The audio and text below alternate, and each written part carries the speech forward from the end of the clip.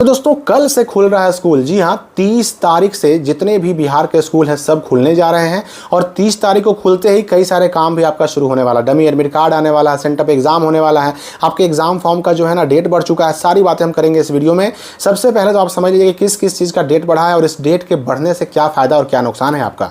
सबसे पहला जो नोटिफिकेशन आया, मैट्रिक 2026 का जो एग्ज़ाम होने जा रहा है उसके लिए जिन्होंने रजिस्ट्रेशन करा लिया है ऐसे बच्चों को ऑनलाइन एग्जाम फॉर्म भरने के लिए फिर से एक बार डेट बढ़ाया गया, लेकिन अब लेट फाइन के साथ डेट बढ़ाया गया। 3 नवंबर 2025 तक लेट फाइन के साथ मैट्रिक 2026 का एग्जाम फॉर्म भरा जाएगा। 3 नवंबर 2025 तक। लेकिन ध्यान रखिएगा कि इसके लिए पहले चूंकि होता है शुल्क का भुगतान, और शुल्क का भुगतान जो है कब तक होगा तो 1 नवंबर 2025 तक ही होगा। इसलिए 1 तारीख तक अगर कोई बच्चा छूट गया है मैट्रिक 2026 में एग्ज़ाम देना है तो वह हर हाल में अपना एग्ज़ाम फॉर्म भर ले। अब जो है ना विलंब शुल्क लगेगा। ये तो हो गई मैट्रिक के लिए।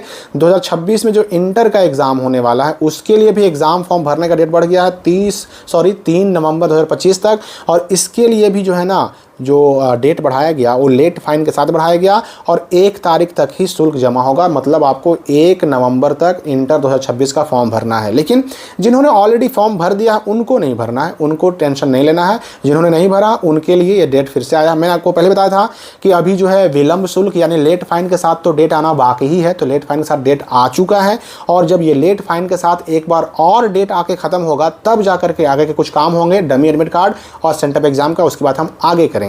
इसके अलावा देखिए जिन बच्चों को 2027 में मैट्रिक एग्जाम देना है, मतलब जो अभी 9 क्लास के बच्चे हैं, ऐसे बच्चों का भी रजिस्ट्रेशन कराने का डेट बढ़ाया गया है 6 नवंबर 2025 तक। यानी ऐसे बच्चे जो है ना 6 नवंबर 2025 तक अपना रजिस्ट्रेशन करा सकते हैं। 9th के बच्चे जो 27 में मैट्रिक का एग्जाम देंगे, लेकिन इनका फ़ी भुगतान होगा 3 नवंबर तक, इसलिए 9th के बच्चे 3 तारीख तक ही रजिस्ट्रेशन करा पाएंगे। लेकिन वही जिन्होंने रजिस्ट्रेशन करा लिया है उनको दोबारा नहीं कराना है। ठीक वैसे ही 2027 में इंटर का एग्ज़ाम देने वाले 11 क्लास के जो बच्चे हैं इनका भी रजिस्ट्रेशन अब 8 नवंबर तक होगा। लेकिन इनका जो है रजिस्ट्रेशन फॉर्म बिना लेट फाइन के साथ बढ़ाया गया है। 7 तारीख तक, 7 नवंबर तक 11th रजिस्ट्रेशन का शुल्क जमा होगा। मतलब 11th के रजिस्ट्रेशन के लिए आपको 7 तारीख ही मानना है। सिर्फ 11th के रजिस्ट्रेशन का जो डेट है ना वो बिना लेट फाइन के साथ बढ़ा है। बाकी 9th registration date late fine के साथ, 10 का exam form date late fine के साथ, 12 का एग्ज़ाम फॉर्म डेट वो भी लेट फाइन के साथ ही बढ़ा है। मतलब पहले से ज़्यादा आपको अब पैसे चुकाने पड़ेंगे फॉर्म भरने के लिए। अब रही बात की जो लेट फाइन के साथ डेट बढ़ा, अब इसके बाद डमी एडमिट कार्ड कब आएगा। देखिए यहाँ पर कहा गया ना 3 तक जो फॉर्म भराएगा, 1 तक तो फ़ी जमा होगा, मतलब स्टूडेंट का फॉर्म 1 तक ही भरना है। स्कूल वाले जिनका फॉर्म जमा होगा उनका 3 तक फॉर्म भरेंगे। इसके बाद एक डेट और आएगा लेट फाइन के साथ ही, एक बार डेट और आएगा मैट्रिक इंटर 2026 के लिए एग्ज़ाम फॉर्म भरने का। और एक बार जो डेट आ जाएगा उसके बाद जस्ट जारी होगा आपका डमी एडमिट कार्ड। ठीक है ना, डमी एडमिट कार्ड ये एक बात का, इस बात का प्रूफ होता है कि आपका सच में एग्ज़ाम फॉर्म भरा गया है। क्योंकि अभी तक तो भाई आपने अपने स्कूल में एग्ज़ाम फॉर्म भर के जमा कर दिया, अब आपको पता तो है नहीं कि सच में आपका एग्ज़ाम फॉर्म आपके स्कूल वालों ने भरा कि नहीं भरा, सक्सेसफुली फिलअप हुआ कि नहीं हुआ, आपको तो नहीं पता है। लेकिन डमी एडमिट कार्ड ही वो चीज़ है कि जिससे आप ये सुनिश्चित हो पाते हैं कि हाँ भाई मेरा एग्ज़ाम फॉर्म सही से ही भरा गया।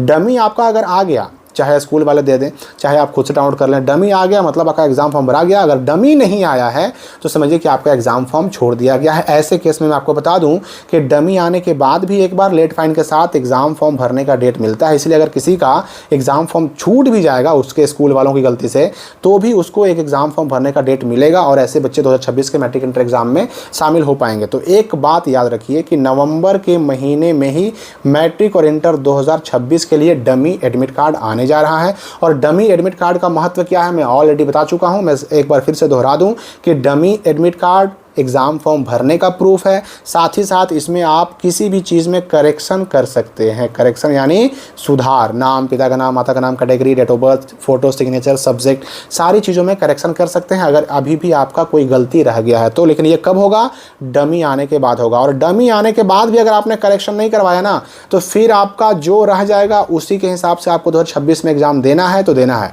उसके बाद एग्ज़ाम के बाद आप सुधार करवाते रहिए, बिहार बोर्ड के रीजनल ऑफिस में दौड़ते रहिए, चाहिए, लेकिन अब सब एग्ज़ाम के बाद, इसलिए डमी एडमिट कार्ड ये लास्ट चांस है सुधार करवाने का, अपने डिटेल्स को सुधरवाने का, करेक्ट करवाने का। इसलिए इसका महत्व काफ़ी बढ़ जाता है। अभी ये डमी में सुधार आपके स्कूल से हो जाएगा, बिना पैसे, बिना खर्चे, बिना परेशानी के हो जाएगा, लेकिन बाद में एग्ज़ाम के बाद यही सुधार करने के लिए आपको पता नहीं कितनी बार ऑफिस दौड़ना पड़ेगा, पैसे भी लगेंगे, खर्चे भी होंगे, परेशानी होगी वो अलग।